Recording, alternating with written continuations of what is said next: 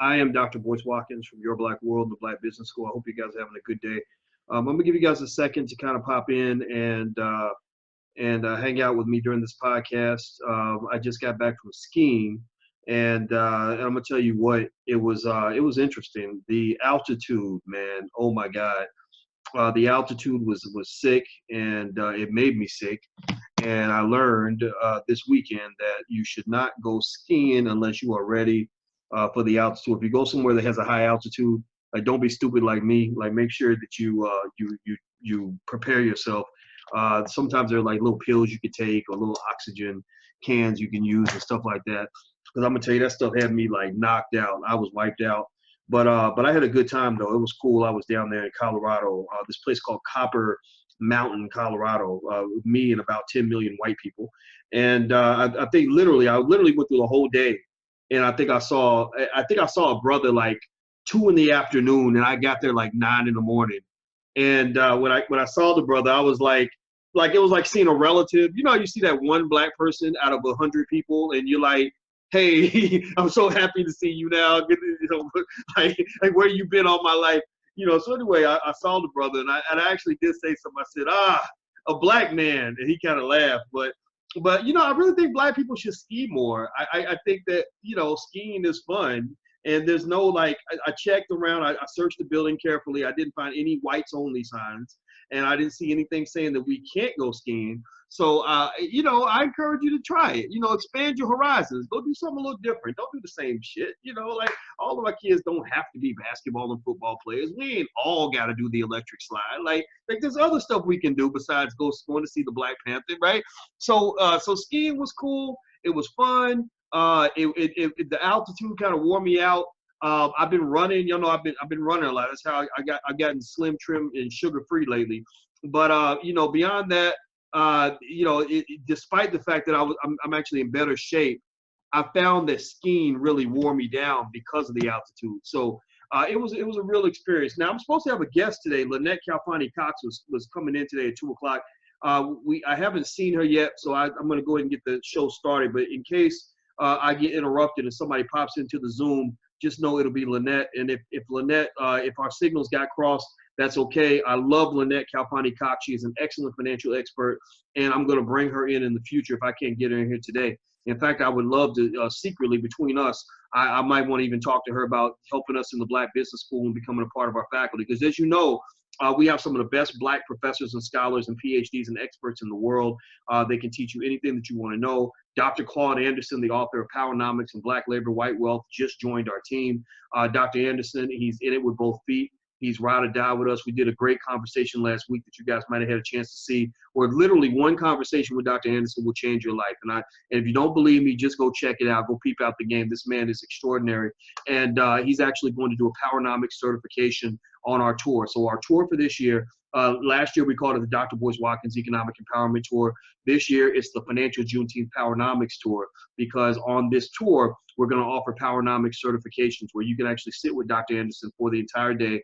And when you're done, you will have a certification in Powernomics, which is basically group-based economics, community building, all the things that are required to make our community strong and rich and all these other things. So keep an eye out for that. Our team is working diligently on this, and we're going to do it. It's going to be beautiful. Do this also if you're on social media and you're watching. Just know that on the Facebook algorithm, they always bring more people into the live stream if they see a lot of activity. So feel free, if you feel up to it, if you're on Instagram somewhere, feel free to keep hitting the heart button if you want. Give us a lot of hearts, a lot of thumbs up, a lot of likes, a lot of comments. That'll actually bring in more people into the conversation, because you know, y'all know as well as I do, like y'all know, like Black people need this. You know, like y'all know Black people need this, right? And in fact, we need it. Not only do we need it more than ever, but we are ready for it. Like we just finished giving. I mean, Black Panther. That movie has made $700 million. It's gonna hit $1 billion in about 2 weeks, maybe 3 weeks. I don't know. But that movie has made all this money, and a lot of that money came from Black folks. So ultimately, hold on, wait. I'm gonna finish my thought. Let me see. This is my assistant. Hey, I'm live right now. Where's Lynette? Is she coming? Oh, she did. Okay, well, tell her that it is totally cool, and we love her, and that she can come back whenever she wants. and we will just reschedule because I'm already talking to the family and we having a good time already. So we're just gonna keep the party going. All right, bye. All right, so that was my assistant Shantae. In case you don't know, every black man who's watching, you need to have like a kick-ass black woman in your corner. Like, what was the Black Panther about, other than the fact that any black man that has like kick-ass black women behind him is going to be able to conquer the world. I mean, if that movie doesn't remind you of that fact, I don't know what does. So Shantae, my assistant, is one of the kick-ass black women that has my back. And so she just called me to tell me that Lynette cannot make it today, which is totally fine. And I want Lynette to know that she can come in anytime because in case y'all don't know, I've always had a deep respect for Lynette Calfani. The other thing about Lynette Calfani Cox is that she has always been extremely consistent when it comes to financial literacy. She's doing the important work that needs to be done in the community because if you really look at all the problems that black people have in this world right now, about 60, 70, 80% of them are economic.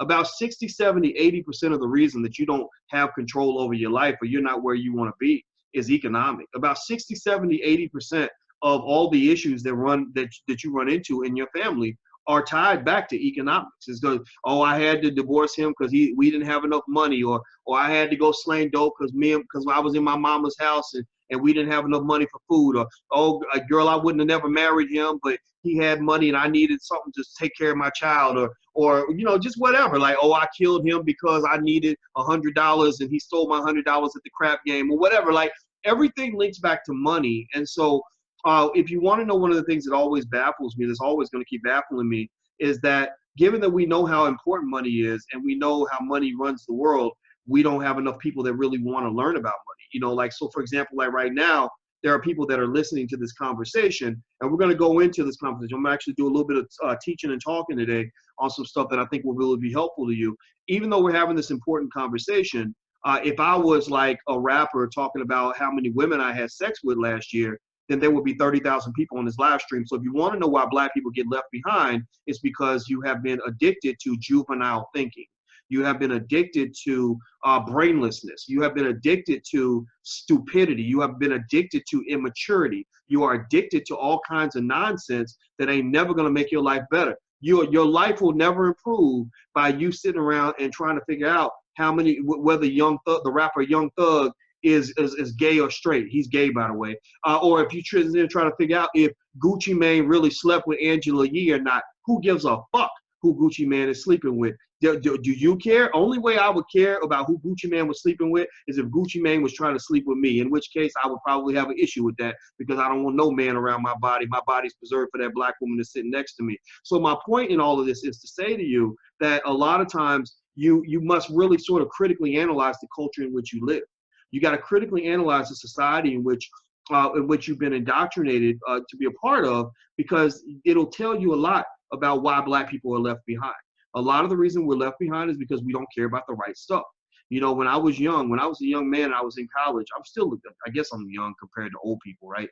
But when I was like a young guy in college, I remember that life didn't make sense to me. I didn't understand why so many of my friends would spend all their time drinking, you know, chasing stupid girls that they didn't even halfway like, or getting high all the time, not studying, talking about sports or with sports teams that they don't even own. I'm like, well, I understand being a fan of your favorite team. I was too, but I knew even back then, I was like, I can only care so much because I got my regular life to live.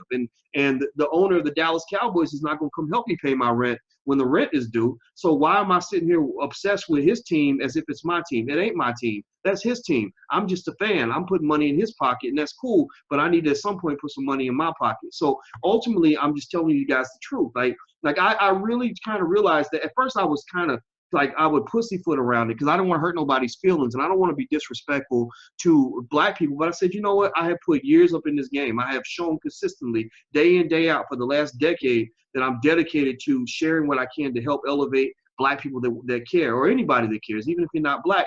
And so I think it's okay at that point to be a little bit critical. And I'm going to tell you, like, about 60, 70% of what we are doing with our time is just bullshit. Like about 60, 70% of what we do with our time is worthless. It's nonsense. It's stupid. In fact, there's actually a good quote on my, let me find this. I'm gonna see if I can read this to you guys. Let me see. It's on my Instagram page. I'm gonna dig it up because I think I want to read this to you guys because I think you should hear this.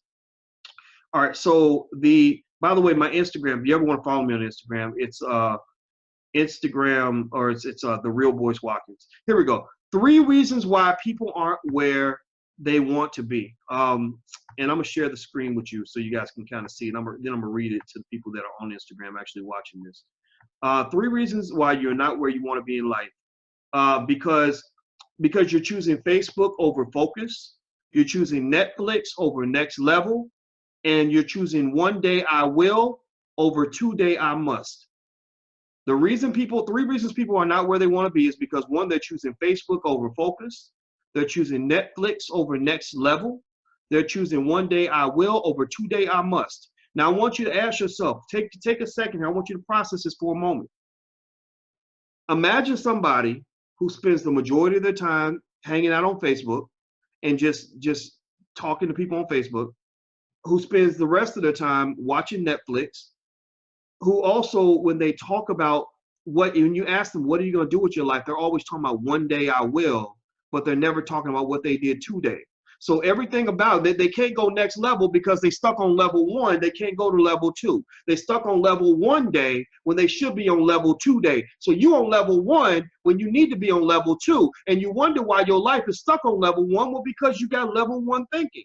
Every day, every time somebody asks you, like, so what are you doing? How are you making your life better? What investments are you making in your future? They'll say, one day, I'm going to do this. One day, I'm going to do that. No, stop. At some point, you got to grow up and stop talking about one day and move from level 1 to level 2. Go from 1 day to 2 day, 1 to 2.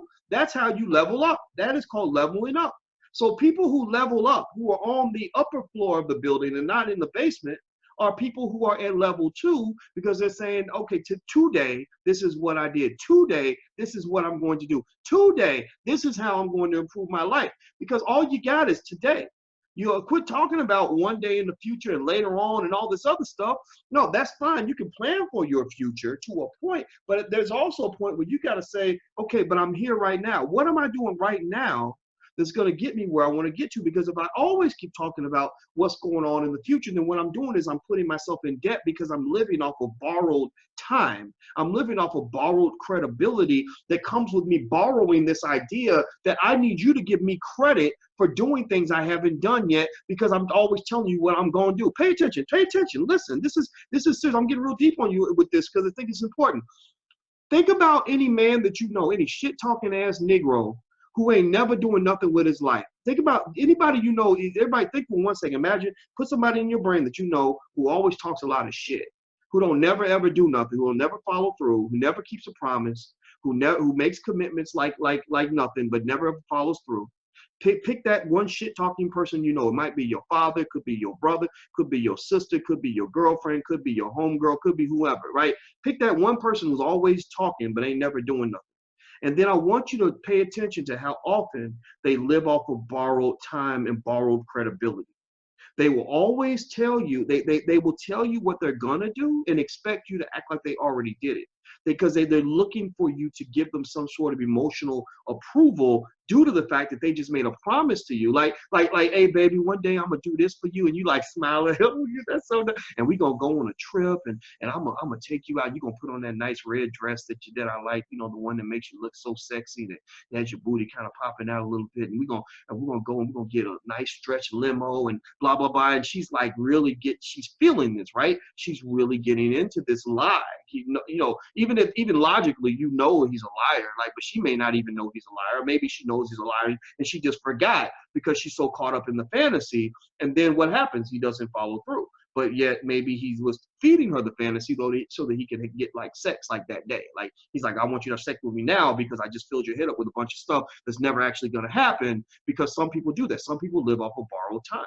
They live off of they are able to get something today, something real and concrete today, based on an IOU that lives in the tomorrow. Anybody who's a little more old school might remember Wimpy on Popeye. I remember Wimpy used to say, "I will gladly pay you Tuesday for a hamburger today."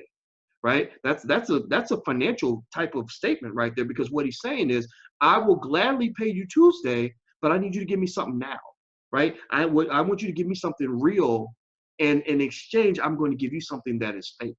Because Wimpy ain't never pay nobody back. Wimpy don't never come back and pay you back Tuesday. Wimpy always will come back and tell you, if you give me a hamburger now, I'm going to pay you later. So people who lie, people who are full of shit, people who will deceive you, and people who will manipulate you will always do this very basic thing. They will ask you for something now in exchange for something that they're going to give you later. Or if you come to them and you say, what are you doing now? What have you done already? What do you have for me right this moment? They will never have an answer for that, but they're going to have a really beautifully well laid out portrait of what they're going to give you in the future, because the future ain't never coming. Tomorrow will never arrive, right? Because you live in today. So, so just think about that. I want you, so the key idea behind this is to say, number one, you avoid people like that. You don't do business with people like that, because people like that will just lie to you all day. They're going to get your real money right now, but they're going to give you a lie, a bunch of fantasies and stuff that they'll never deliver on. Number two, you don't want to become one of those people, because a lot of us, we get tempted to lie to each other. We get tempted to lie to ourselves, because talk is cheap. Talk is easy. It's easy to say what you're going to do. Like I do, you know what? Confession. I do that to myself all the time. I sweet talk myself into believing that by next week, I'm going to be in the shape of an Olympic athlete, and I'm going to be running 10 miles a day, and I'm going to drop that 20, 30 pounds I'm trying to drop. Like in my mind, I talk a lot of shit to myself constantly, and most of the time I don't follow through. So everybody's susceptible and vulnerable to it. But when I'm in my right mind, I challenge myself. I check myself. I say, okay, boys, yeah. You're talking all that shit right now. But you remember you were saying all this stuff last week about what you was going to do and how much weight you were going to lift and how many miles you were going to run. What are you doing right now, boys, that it shows that you are trying to live up to the standards of the man that you are pretending to be? What are you going to do today? It's 5 o'clock in the morning. It's cold as hell outside. And this is a perfect time for you to get up and go run 4 or 5 miles this morning. What are you going to do today? Because if you ain't doing nothing right now, then I don't want to hear nothing. You don't even deserve the right to have a fantasy about the future, because we know that anything that you come up with, any dream, any vision that you have about the future is not going to happen. So stop bullshitting me. These are literally the conversations that I will have with myself. That's why if you want to know if I'm insane, I am. I just own it, right? But seriously, these are the conversations I have with myself, and then I'll say, no. I make these promises to myself because I'm going to keep these commitments. And then I'll force myself out of the bed to go running at 5 o'clock in the morning in 10-degree weather, just to give myself the right to even have a dream, to even talk about what I'm going to do in the future. Because here's the thing, the easiest way to predict the future is to actually create it, right? If you are a person that can create the future, then you can predict the future, because you know what's going to happen, because you make the decision of what's going to happen before it actually occurs. Right? But most people can't do that. Most people can make a prediction and it becomes a hope and a wish, because they don't actually have the willpower to follow through and do the things that they promise to themselves that they're actually going to do. So basically what I would just say to you is that, when you're talking about, any sort of achievement in life, anything that you want to do, you really have to challenge yourself. You have to really ask yourself, like, okay, I keep saying I'm going to do this. I keep saying I'm this kind of a person. I keep saying that I'm a hard worker, but am I actually working hard today? And if you aren't working hard today, but you claim to be a hard worker, then something's disconnected. Something ain't quite working, and if you want to know, like, probably the source of 50 or 60% of the disappointments in most relationships is because somebody is constantly writing checks with their mouth that they actually cannot cash. They're making promises that they cannot keep. Maybe, and here's the thing, it's one thing if I lie to you because I never intend on keeping the promise in the first place, but here's the real deep part of it. Most people actually are persuasive liars because they believe what they're actually telling you at that moment. They believe that they're really going to come through for you. They really believe that they're actually going to show up on Tuesday with the $50. They believe they're going to figure it out, right? So ultimately, you got to know the difference. You got to ask, so which category am I in?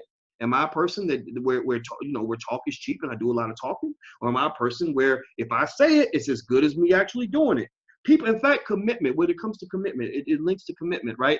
Most people who have a hard time making commitments are the best people to get commitments from, because the fact they had such a hard time making the commitment says that in their mind they fully intend on following through on what they promise you that they're going to do. But then you have some other people, like I had a homeboy like this back in the day. He tell a girl whatever she needed to hear in that moment for him to get his sex. He would tell her whatever she wanted to hear. Now me, I look like a lame, a lame, because I wasn't gonna promise you I was gonna be with you unless I really wanted to be with you. I wasn't gonna propose marriage to you unless I really unless I was really prepared to be married to you. Oh, first week. He done promised you that he wants to have a baby with you. He done told you. He done built your whole fantasy inside your head. He done told you he's gonna marry you and all these great things he's gonna do for you. So he comes off like a dream because he's writing all these checks that he doesn't plan on cashing. Here's a check for $1 million. Here you go. So you're happy because you really think it's worth $1 million when really you haven't made the connection to understand that there are some people who deliver and some people who don't. And so when you get a promise or a commitment from other people or one that you make to yourself, all commitments are not created equal. All commitments don't have equal value. Just like in finance, there are bonds. Like a bond in finance ain't nothing but an IOU. It ain't nothing but a commitment. It ain't nothing but a promise to pay. Some bonds are A+ premium bonds because they're going to pay that money back and there's no question about it whatsoever. Then there are some bonds that are like junk bonds. Junk bonds are like, we might pay your ass, we might not pay you. We're gonna figure out how things work out, right? So you guys, people in your life, some people are A+ premium grade. They issue A+ premium grade bonds. When they make a promise, their word is bond because they're gonna follow through. And then you got some people in your life that ain't nothing but junk bonds.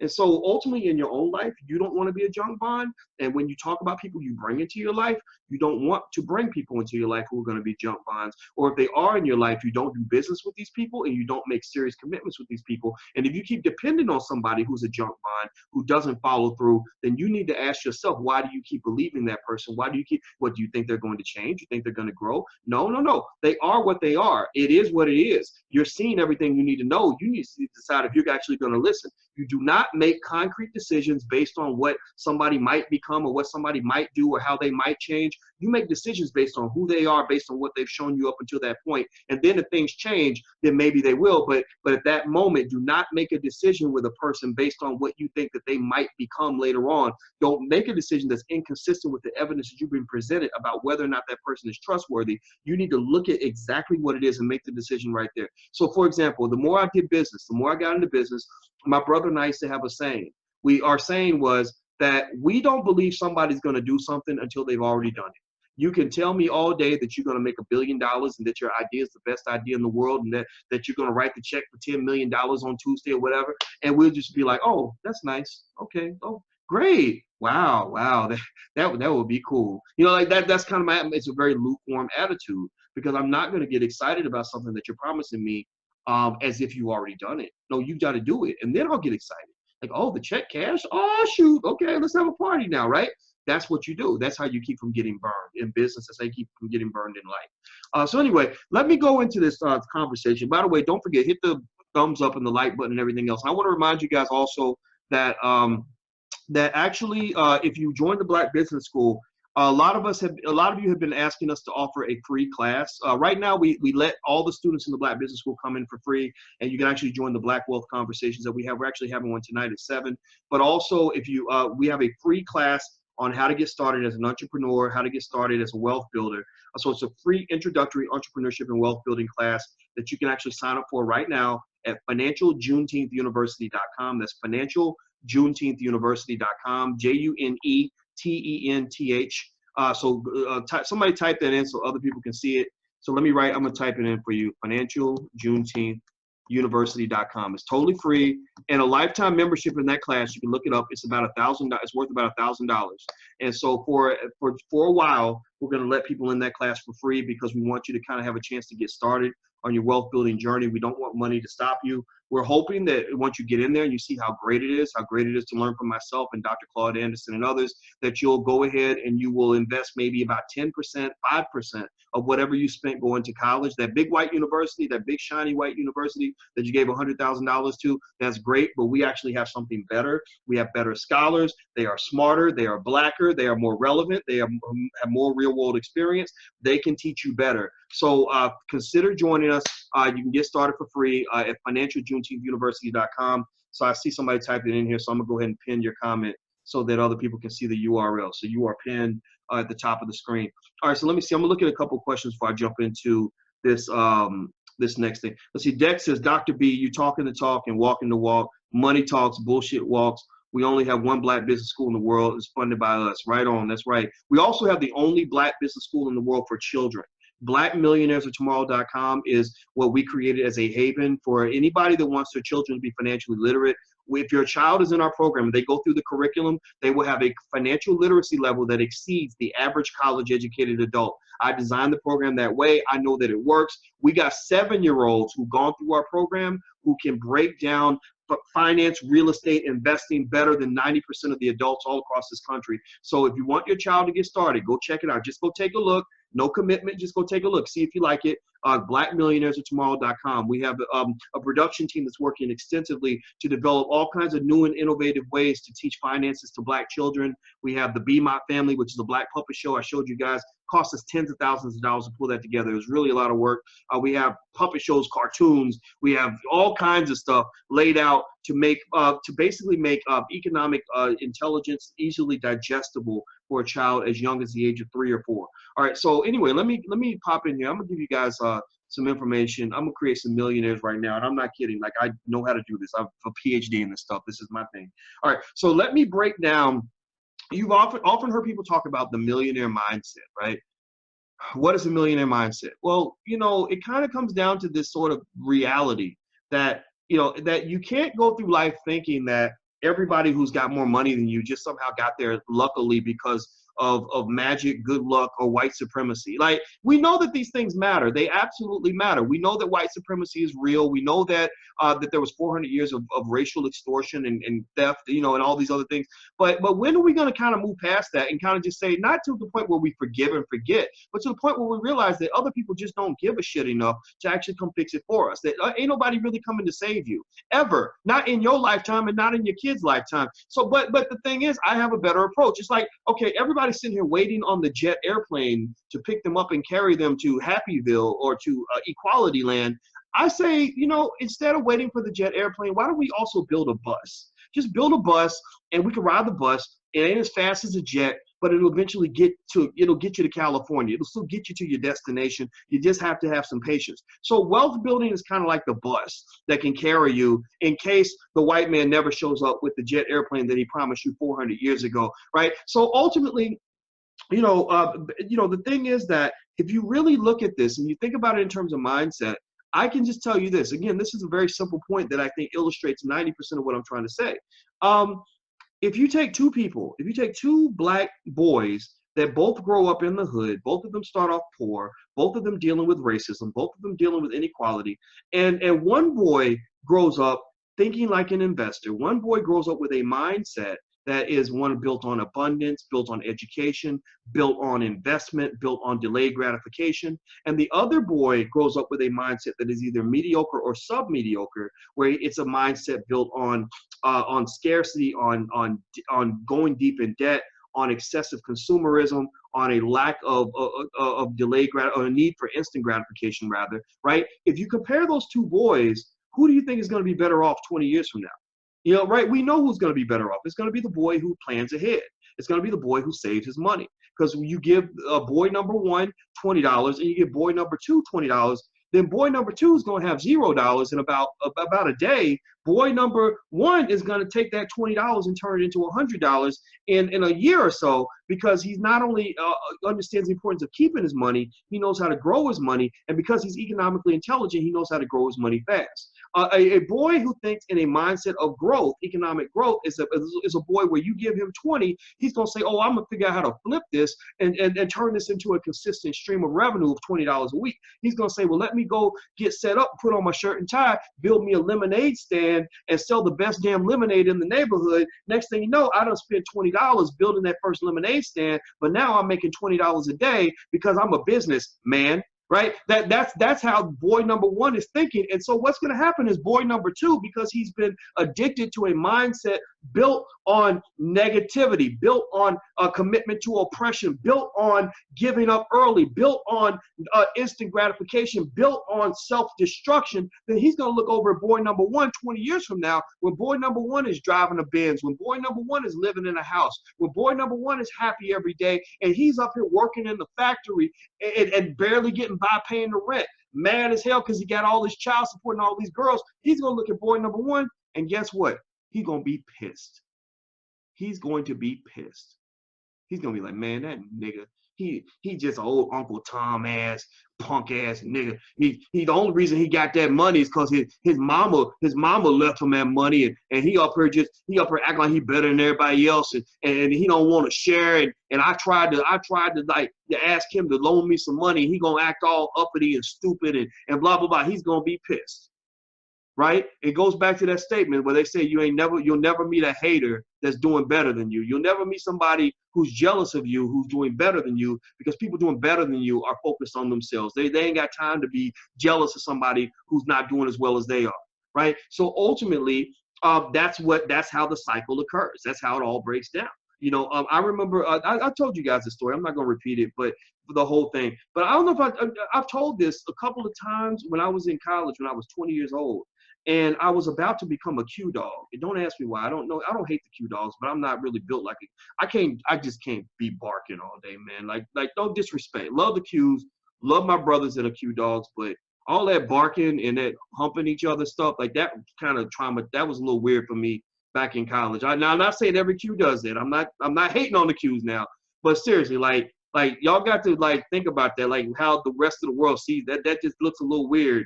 Men humping each. I mean, I guess if that's what you like, then that's fine. But I don't, So anyway, so I was going to be a Q dog, and at the last minute I chose not to pledge, and I didn't pledge because the Q dogs on my campus were just men that I just did not respect. I looked at these men; they were alcoholics. Most of them were alcoholics. Most of them were sleeping with nasty girls off the street that probably had every disease in the book. Most of them didn't want to study. I'd want to go to the library. They want to go out and drink. And I was like, at 20 years old, I remember just kind of becoming aware of my blackness, because I wasn't raised in a real Afrocentric kind of household, but I was becoming aware of the challenges of being a black man. And I felt my reaction was, as a black man, I'm kind of at war. Like, as a black man, you are in a world where people want to kill you. People want to destroy you. They want to emasculate and humiliate you every chance they get. And so why would you go into a war like when you're not fully alert? Like, why would you can't fight on the battlefield if you're high and drunk all the time? You can't win on the battlefield if you haven't studied the enemy and studied the terrain and studied how to win the war. You watch the Black Panther. The only way the Black Panther was able to beat Killmonger was he had to be sharper, stronger, and more focused than Killmonger. If he walked in there high and drunk and stupid and ignorant and whatever, he would get killed in about 20 seconds flat, right? So in my mind, I was like, shoot, I got the white Killmongers out here trying to take me out. I need to be smarter than the white man. I need to be sharper than him. I need to have more education. I need to be alert. I need to have all my faculties. I need to make sure I never give him an excuse to come and arrest me or take me away. Again, he's going to do it. He might even do it just for no reason, but I don't want to give him a reason, right? That was always my thinking, right? So anyway, I saw these dudes, and I remember just thinking, like, man, I don't think I want to be a part of this. Like, I don't see anything productive happening right here. This is kind of weird. So there was one guy who got really mad at me, and he was making fun of me because he thought that I didn't want to pledge because I was a punk. And I ain't no punk. You tell me I'm a punk, I'm gonna show you I'm not no punk. So I'm sitting there, and he's like, oh, you just an old pussy. That's why you don't want to join. And I didn't understand it, because I was like, well, why do you all care that I don't want to be in your fraternity? Like, y'all got other people, go pick somebody else. But I didn't know at that time. I think the reason that they were interested was because I had good grades, right? And I guess that helps boost up the GPA or whatever of the group. So long story short, this guy was like really giving me a hard time. He was just really kind of making fun of me and poking at me. And he was like this big old football player. He's like 6'5", 200 some pounds. So I wasn't gonna try to beat him up or nothing. But I remember, sometimes my mouth jumps out ahead of my body. Like, my mouth will say stuff, and I'll be like, you need to come back here because you're gonna get both our asses kicked. But my mouth, he started messing with me, and I just lost it. I said, what's wrong with you, man? Like, why don't you leave me the fuck alone? And he was like, I ain't messing with you, because he was doing this real passive aggressive stuff. And I said, do you know what? I said, one day I'm gonna be really successful. And in 20 years, when I'm successful, I'm going to meet a nigga just like you who's going to be mad at me because I got money and he ain't got no money. You're going to get mad at me because I'm successful and you not. When really, we were both in the same place at the same time and had the same opportunities, and I used my opportunities and you wasted yours.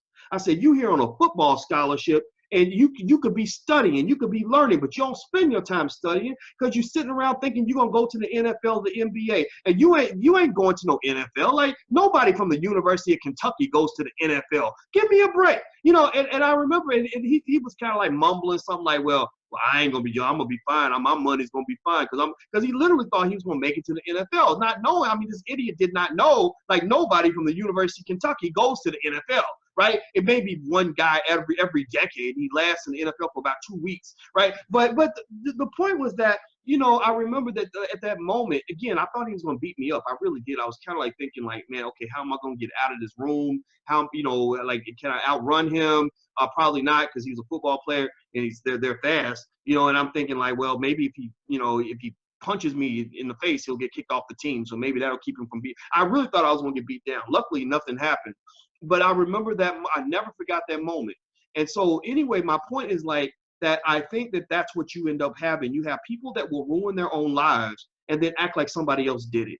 You know, they'll mess up their own future and then act like it was the world's fault that your life is where it is. And that doesn't make any sense. You know, so I think that overall, anybody who has a mindset of abundance, a mindset built on success, a mindset where you're making sacrifices today so you can get ahead in the future, you stay focused on your shit. You keep moving forward and just know that the more successful you get, the more you're going to have people that are just bitter and nasty because really they're not so mad at you. They're really mad at themselves and they just don't know it. They think that they're mad at you. And so you got a lot of black people that are just mad at the world, that really feel like every bad thing that's ever happened to them is somebody else's fault. It must be my mama's fault. I had a friend like that, literally up until he was 50-something years old. All he talked about, which was when he died, all he talked about was what his mama didn't do when he was a baby and all the stuff that he went through when he was a kid. And I understand that to a point, but it's like, at what point does that benefit you? How does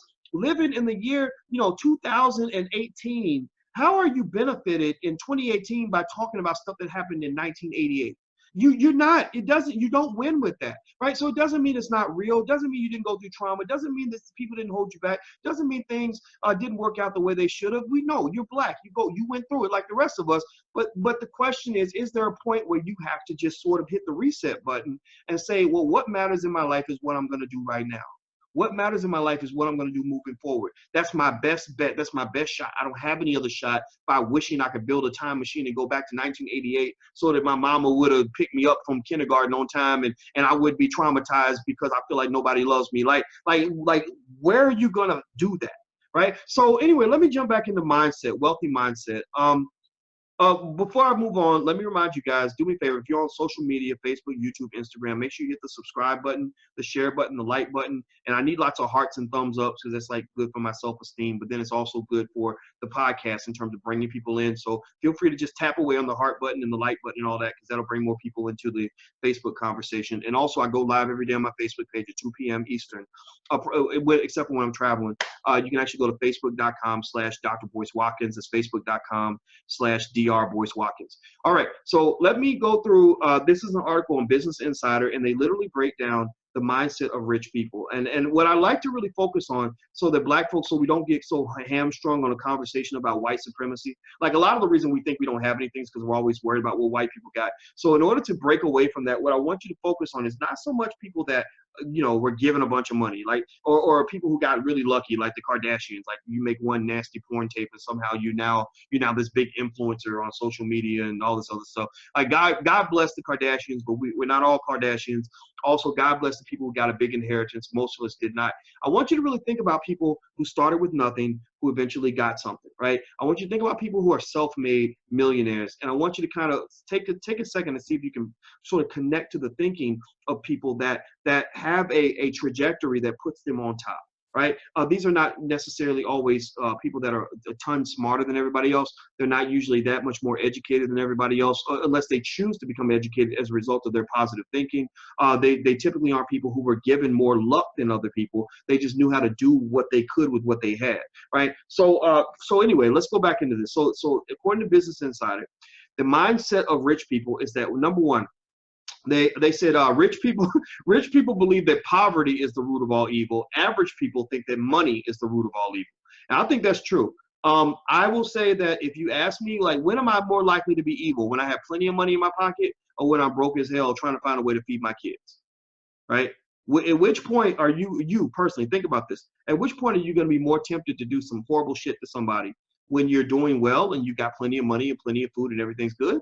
Or when you're broke and down to your last nickel and you got to find a way to feed your baby? Which case are you likely to be more evil?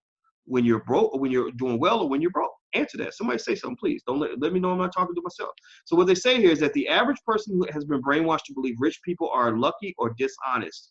The world class knows that while having money doesn't guarantee happiness, it does make your life easier and more enjoyable. And that is true. If I was to make a defining statement on what money does for you, money just gives you freedom. Money gives you the freedom to make decisions that you want to enhance your life without allowing money to be an impediment to your ability to get access to the happiness that you deserve.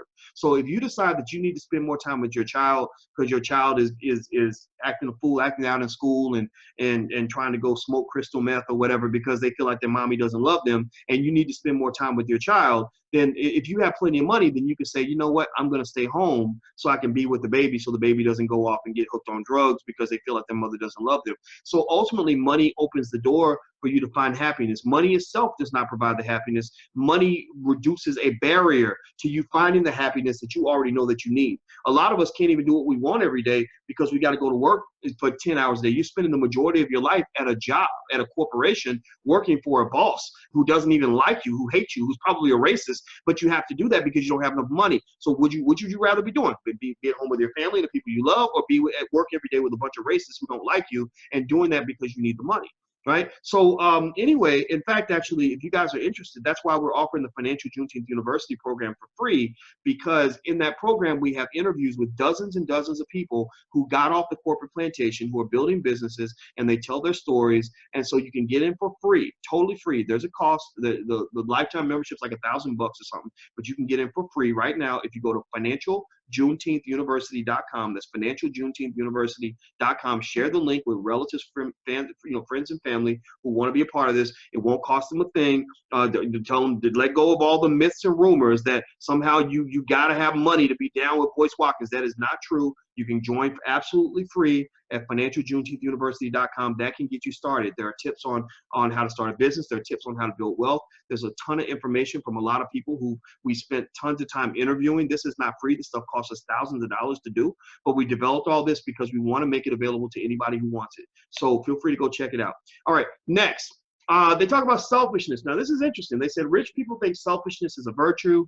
Average people think selfishness is a vice. Now, that's interesting. I might be average because I don't like selfish people. But anyway, let me see what they say here. Let's read this. They say the rich go out there and try to make themselves happy. They don't try to pretend to save the world. If you're not taking care of you, you're not in a position to help anyone else. You can't give what you don't have. I would almost argue within that statement that there's a balance, right? I think that you have to have a motivation for what you do that goes above and beyond you. The world cannot start and end with me, me, me. But me has to be part of the equation for there to even be a we, right? In order for me to take care of other people, I got to take care of myself. That's why I say to those moms, like I see a lot with moms. I see a lot of moms who will give to so many people, be there for so many people, literally be the anchor that holds down everything. And then, but when you look deeper, you'll find that some of these moms have lost any sense of who they are. They don't know what they like anymore. They don't even know what they like sexually because they're so busy pleasing their husband or whatever. They don't know what they like to do in their spare time. They haven't bought a stitch of clothing for themselves for years because they're always buying stuff for the kids. That ain't healthy. I think that you got to take care of you so you can take care of everybody else, right? So I think that a little selfishness mixed in with a lot of selflessness is the right balance. So when you know that me matters as much as we, then I think that's when you get the holistic relationship. That's when you get the holistic outcome. Like, so for example, as the CEO of a company, I take care of a lot of people. There are a lot of people who pay their rent because I write a check for them every month. And that's very important to me. That is very fulfilling for me. It's something that I feel is my responsibility. But there's a point where I pull back and say, okay, I'm not doing nothing else for you because I got to take care of the home base. Or before my kids get anything out of the family business, they must give to the family business. So I tell them, hey, you want some money? I'm not just going to write you a check just because you're my sweet little daughter. I need you to come in here and I need you to give something back so that we can all be abundant. We can all do well because we're all contributing. Everybody should contribute, but everybody can make a withdrawal. That's how you build a strong, unified scenario. And that's where blackness separates from what we've seen with white supremacy. A lot of white supremacist capitalism is a very greedy, almost, what's the word I'm looking for?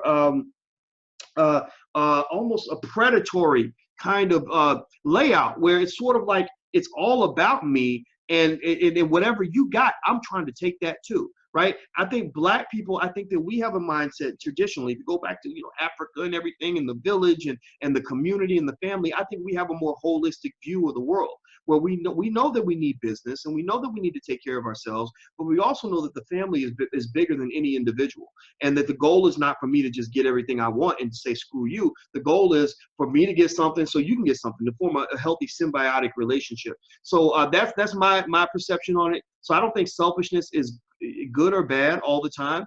I don't think that selflessness is good or bad all the time. Next, vision. They said rich people dream of the future. Average people long for the good old days.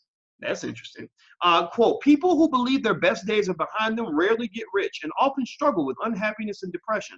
Self-made millionaires get rich because they're willing to bet on themselves and project their dreams, goals, and ideas into an unknown future. Hallelujah, amen, and everything in between.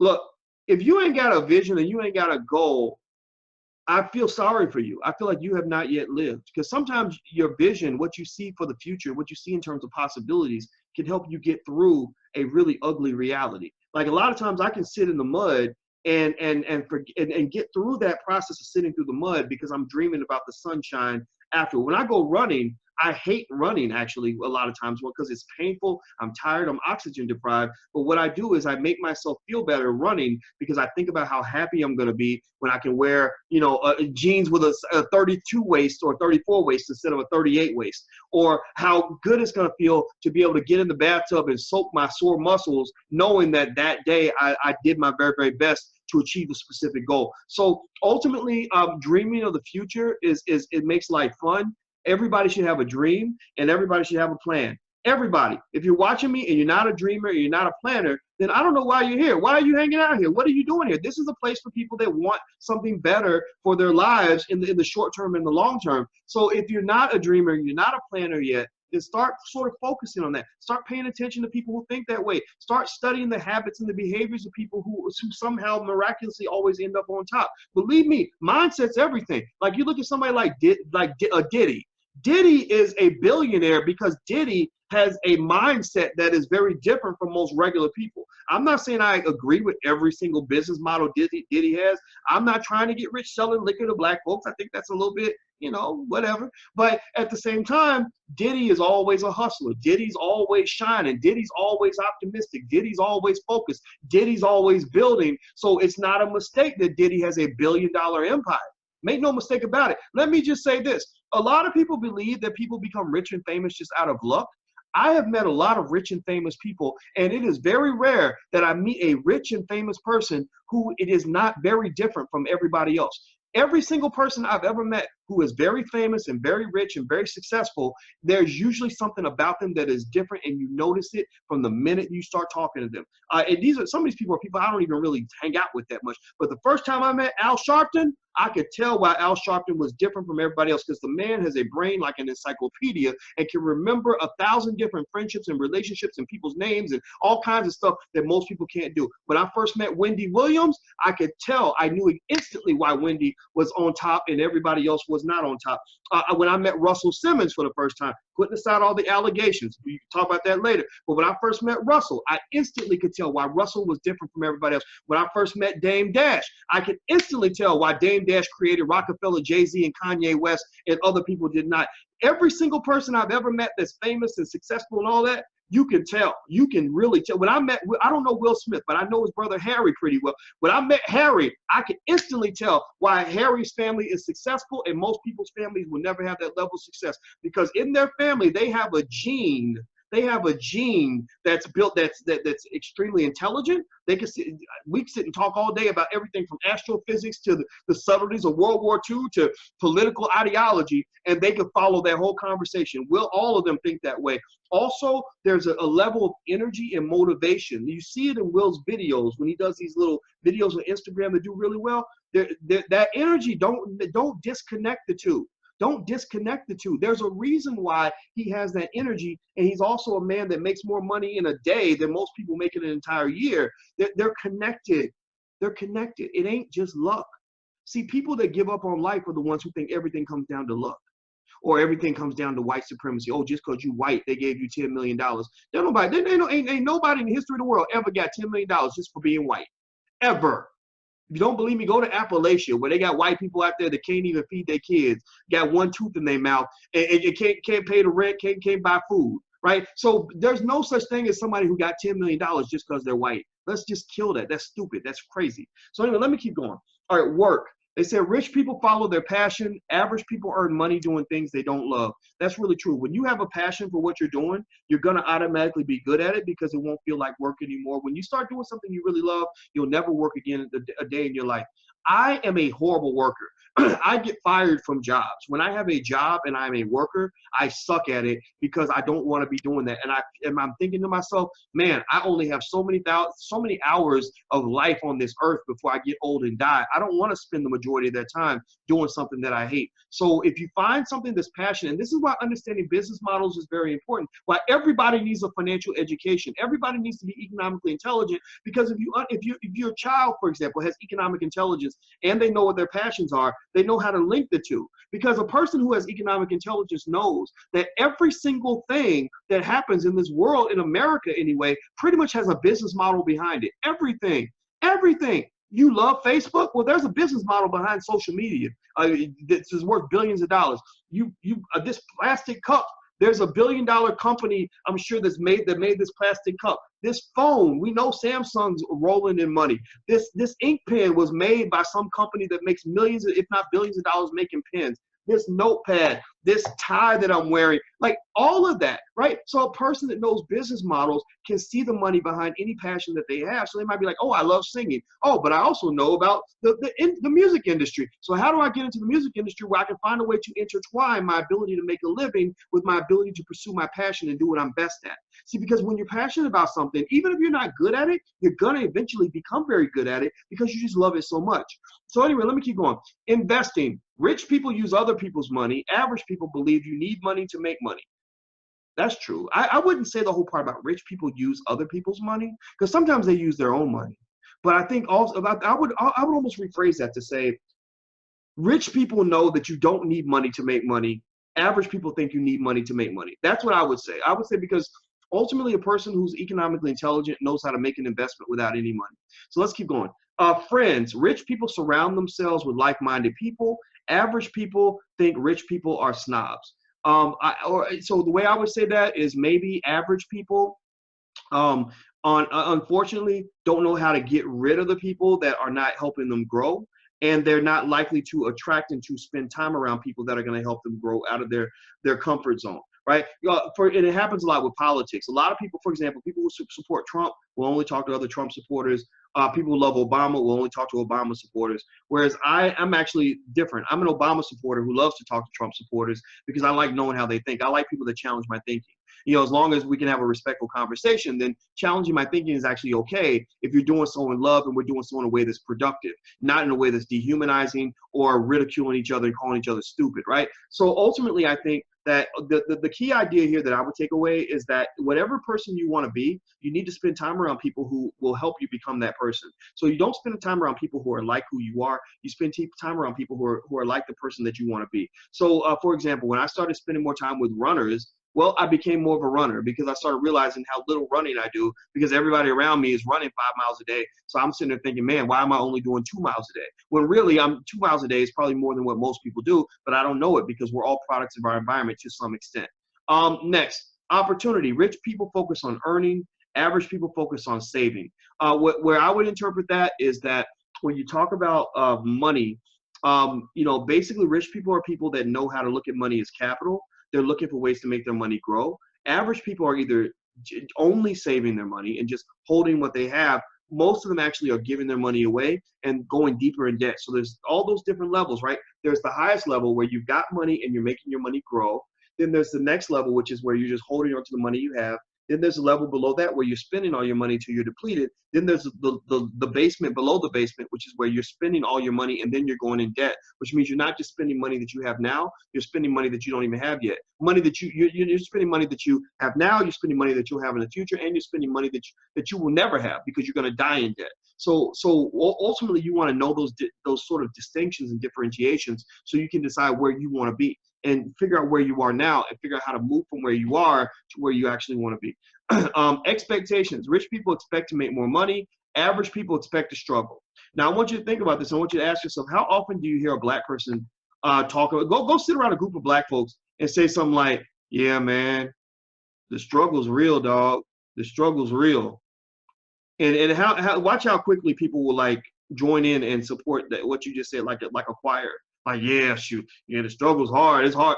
And I think that's okay, right? Because sometimes there is a struggle. But my God, I ain't trying to live in a struggle my whole life.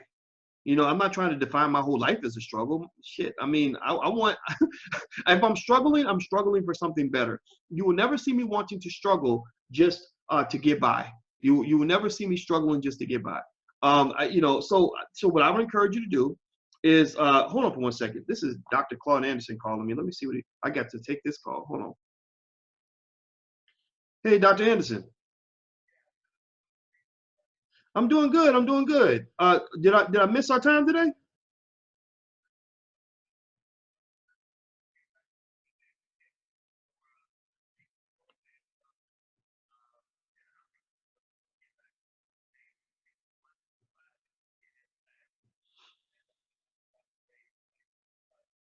Okay.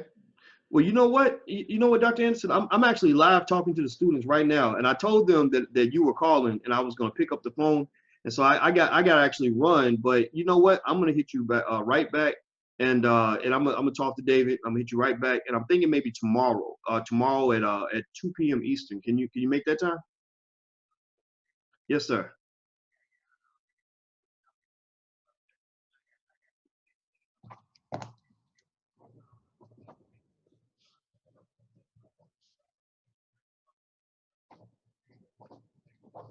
Yeah, that would be perfect because we were talking about the cities we would do the Powernomics thing in, and I definitely want to hear your six because we have some listed as well, but I'll add your six into the mix and we'll hit them all.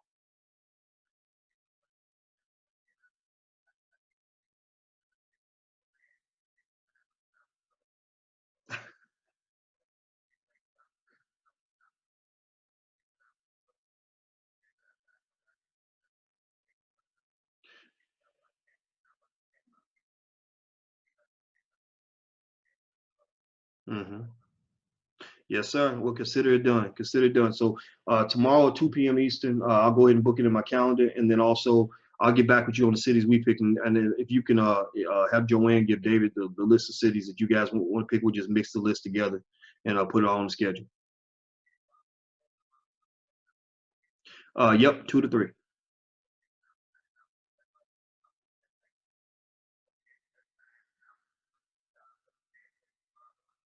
Yes, sir.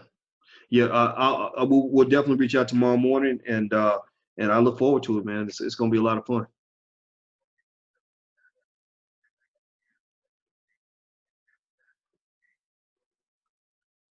Oh yeah, everybody loved it. In fact, they're watching me talk to you right now.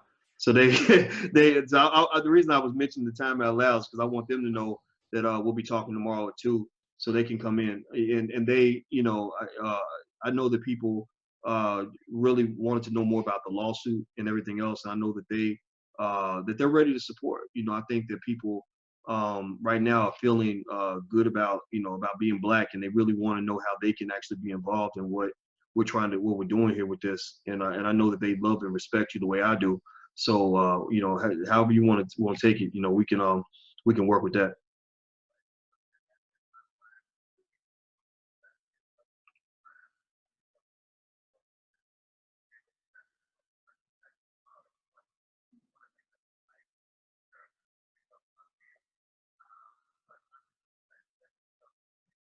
Mm.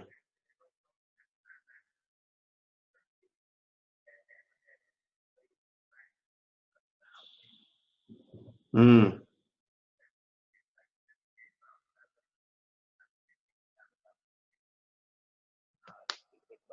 After Maryland proved black to be shut out of the system. But I'll go through all that with you tomorrow. But you have to understand that the political correctness is trying to best to bury anything. Anything that you see in the paper, here on TV, has historically stemmed from the enslavement and Jim Crow segregation of black folk.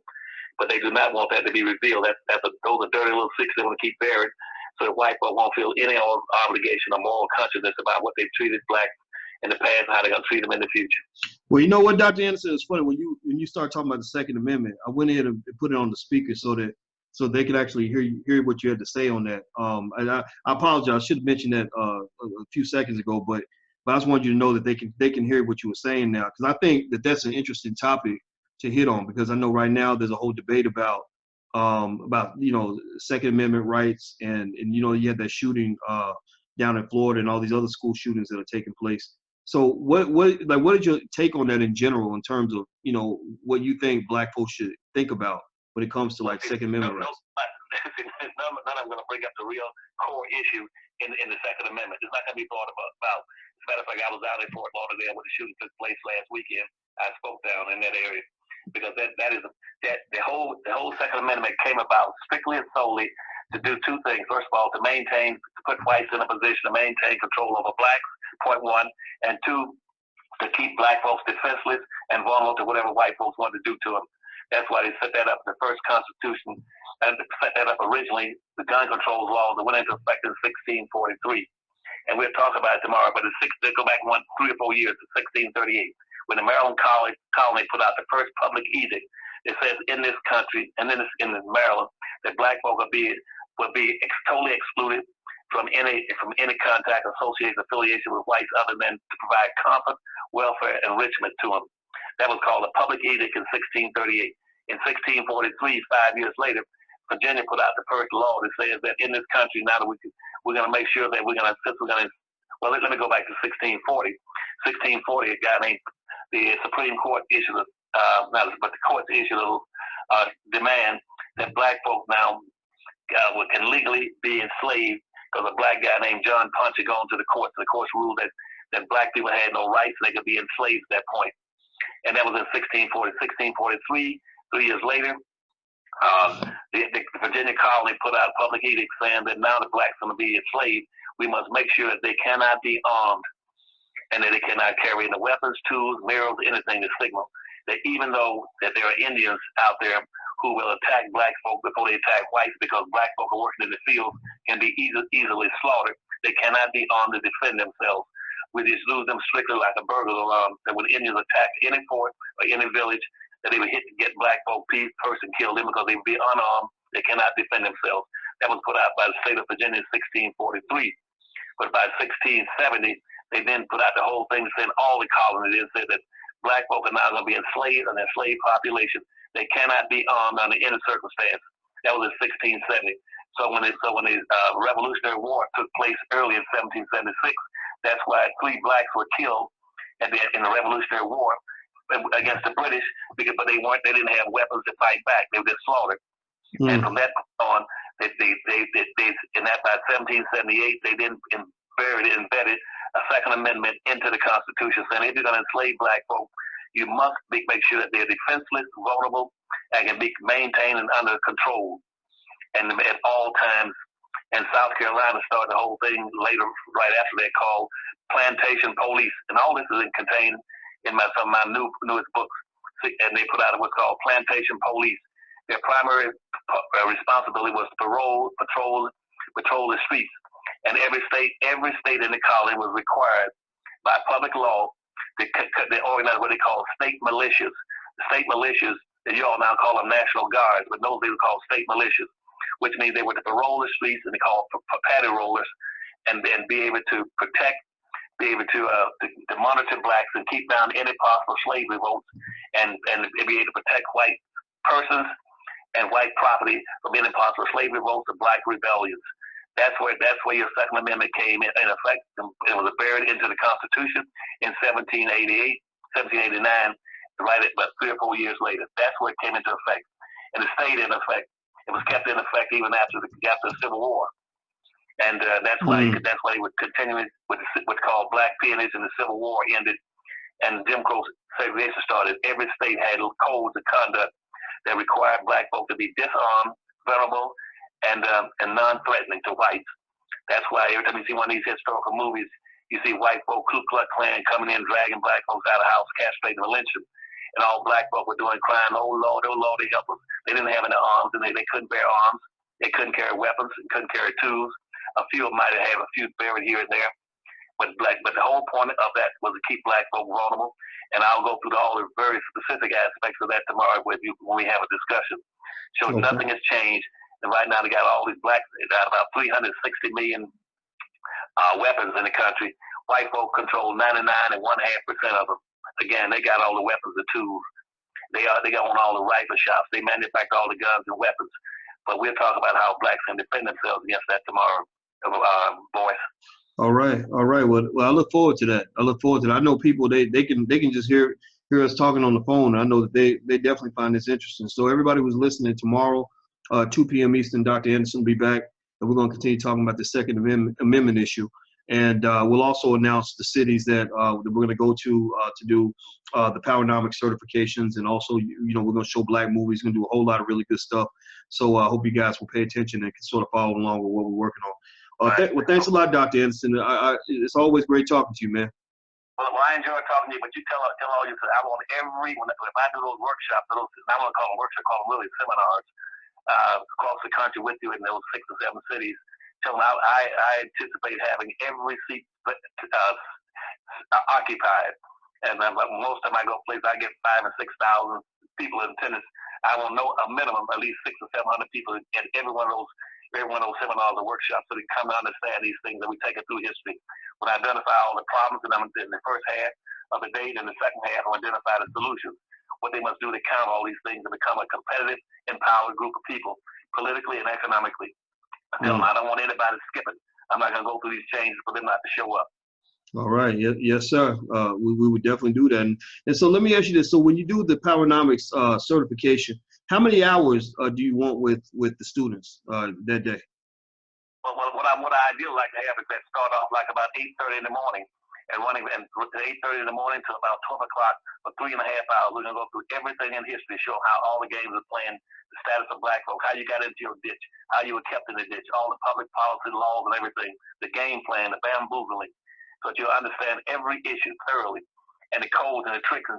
And that'll run from about, let's say, about 8:30 to 12 o'clock. Then they go to lunch from about 12 to about 12:45. Then by 12:45 until about 4:30, they're going to go through the solution aspect and show them how to get together, how to start rebuilding these black communities, how to start businesses, what kinds of businesses, how they're going to operate, how they're going to set up the political structure. And that they have 3 hours in that. So they have 3.5 hours in the morning and 3.5 hours in the evening. Ideally, I'd love to have them for a day and a half, but I'll do that in one day. Okay. All right. Well, you guys heard it. That's what we're gonna do. That's how it's gonna be laid out.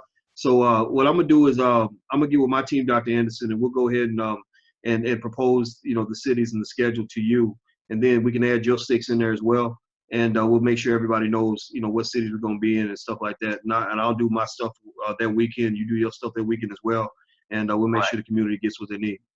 Right. I want them back to back. So once I get through it, they go right into yours. They have a better understanding why the things they're proposing make sense to them. Then, and that'll be very important.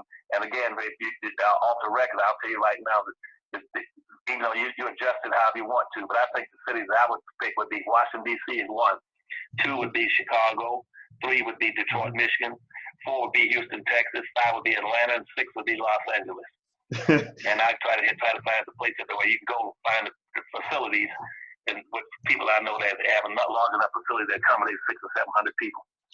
That's so funny you say that, because those literally were 6 cities that we talked about this morning. Those are 6 cities where I agree with you. I think the people are ready. I was also thinking about Brooklyn. I know the people in Brooklyn are real enthusiastic, and we got people in Charlotte that want us to come to Charlotte. So I'll throw out some other cities as well, but those are six of my favorites too. So I think we're on the same page with that for sure. Well, the funny thing about that is Sean Combs, you know, the Puff Daddy, they were thinking they do something in Brooklyn, and they had to postpone it and stuff like that. They're gonna do it, and they're gonna tape it up there. I don't know what happened after that. But anyway, those are the six I would recommend. But whatever you decide, again, you're the 900-pound gorilla. I'm going because I want to try to make sure that I give you enough visibility across this nation and support. So black folk get a better, firmer understanding of the importance of doing some economic development and economic empowerment, because we're in deep, deep trouble. That's why I want to go through these histories and show them all these things. Immigration, how immigration was buried on the backs of black folk. Immigration has always been anti-black. Immigration is anti-black.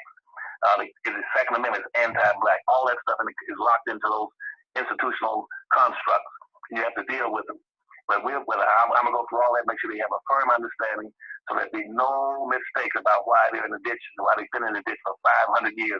Nothing has happened to black folk by accident. Everything was inflicted on them intentionally to keep them exactly where they are. They've not progressed, not one iota.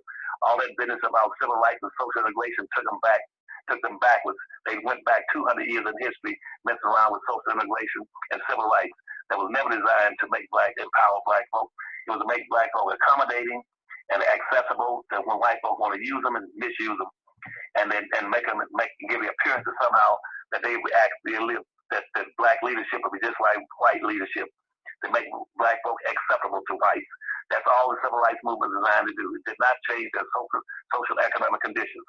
And all the people that advanced were the members of the black overclass, which is made up of black athletes, black entertainers, black ministers, black civil rights leaders, black elected officials, and black college professors. That's your black overclass. They advanced and have enjoyed the fruits of a life of a social illusion, but the masses of blacks are outside on the street. Well, wow. Well, you just gave a lesson right there, Dr. Anderson. I can't wait to talk tomorrow, man. And I think, I know I'm sitting looking at the reactions. Everybody's real happy to hear from you. So tomorrow, 2:00, man, we can finish the conversation then, and I'll go and start getting the schedule ready, and I'll shoot some over to Joanne, and we'll lay everything out. If you have any questions about anything, you can call me directly. Okay, but did those suggestions I just gave, did that help you at all, Doris? Oh yeah, those cities were all actually on the list actually, so that's perfect. Yeah, so we on our way. And how many people you anticipate attending your program though? Several hundred. I mean, usually whenever we go to any city, we usually have several hundred people, and every year, the number grows. And I know that this year, with you coming along with me and some of the other stuff we're adding, I personally think it's the best thing in the country. I don't think it's anybody that I know that I've seen out here doing anything that's more impactful and more helpful to black folks. And also the events are fun too. We show black movies, we have community forums, we have other keynote speakers, panels, and all kinds of stuff. So to me, I think it's better than going to college, because you don't learn blackness like this anywhere. Right. So well, that's why I just mentioned that to you. Some of the cities I mentioned, because typically I used to go shoot just in down in Fort Lauderdale, and that bad situation. They had about 150 to 200 people show up. But typically, I used to get audience up to 3,000 or 4,000.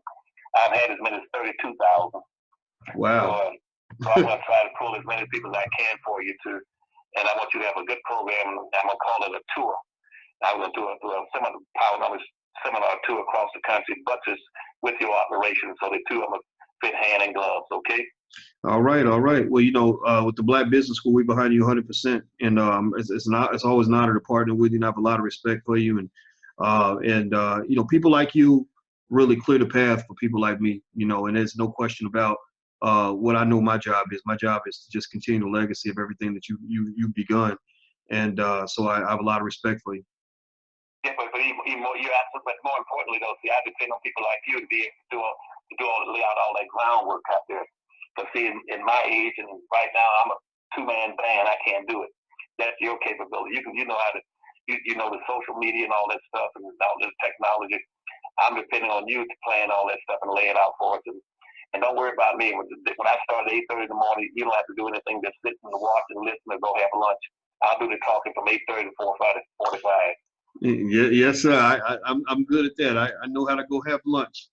So I look so I look forward to seeing you, man. And And I guess All right. tomorrow it is. All right, Dr. Anderson. Thanks for everything. Thank you, boy. Have a good day and tell your people I love them, okay? I sure will. They can hear you. So they said they love you too. Okay, all right. Bye-bye now. All right. Bye-bye. Okay, guys. So that was, as you know, that's Dr. Claude Anderson. Basically, you know, Dr. Anderson is, there's only about 4 older black men that I've worked with on any level that I really feel kind of helped shape who I am. And one of them was my father, so that would make 5. But then the other ones would be these are men that where I met them and I felt like it was almost like talking to a father or a grandfather because I identified with them. The top of my list would be Dr. Claude Anderson, Louis Farrakhan, Kenny Gamble out of Philadelphia, and a guy named W.C. Benton, who was a professor at Ohio State, who was a former Marine. And he actually is the one that's responsible for helping me finish my PhD because I was dealing with a lot of racism and fighting with those white folks in my department. And he actually defended me. He actually went in and had my back. And I remember one thing he said to me that I think is, and I'm gonna leave you guys with this because I actually have a meeting that started 20 minutes ago that I got to go to. And I'm gonna give away the Bitcoin today. I just can't do it right now because I got to go to this meeting. But anyway, one of the things he said I was going through something and I was trying to figure out how to work through it. And one thing he said, when I was in the Marines, boys, he said, we just knew that when you're in a battlefield, even if you're surrounded, you fire until every bullet in your gun has been released. You fire until your clip is empty, you know, all the way to the end. You never give up. And that's really something that just stuck with me. You know, that was something that you don't hear that often, you know, from a lot of older black men. A lot of older black men, unfortunately, have gotten by just sort of getting along, you know, giving up on their own greatness, sort of just accepting white supremacy and telling you how to duck and dodge and hope the white man don't come get you. And I wasn't built like that. And so I really, what he said really resonated with me because I believe that there's some value to being a fighter, you know, and that's what you'll see here. That's what I do. That's what we do, you know, in this conversation that we have every day is I'm just encouraging you to fight. Whatever you're trying to deal with, whatever's holding you back, whatever's holding you down, just know that it can only hold you down for as long as you allow it to. So always fight, always fight. So I gotta go. Don't forget, if you want to sign up and take the free entrepreneurship wealth building introductory class we have in the Black Business School, you can go to financialjuneteenth.com. Or sorry, financialjuneteenthuniversity.com. That's financialjuneteenthuniversity.com. And I'm gonna run to my meeting. So I look forward to seeing you guys soon. And have a great day. And thanks for bearing with me on that phone call interruption. I hope that it was helpful. I hope that the information Dr. Anderson shared was helpful to you. That's why I went in and told him I was going to just put it on voicemail so you guys wouldn't hear me or have to sit there and watch me talking to him. But I really respect that man a lot, and I think that he is arguably, in my opinion, one of the top 2 or 3 greatest human beings in the history of this country because of what he's doing for Black people. So anyway, I'll keep you guys posted on everything develops. And I love you all. And let me go to my meeting now because they're mad at me because I'm super late. So it was fun talking to you guys. Have a good day. Be good. Peace.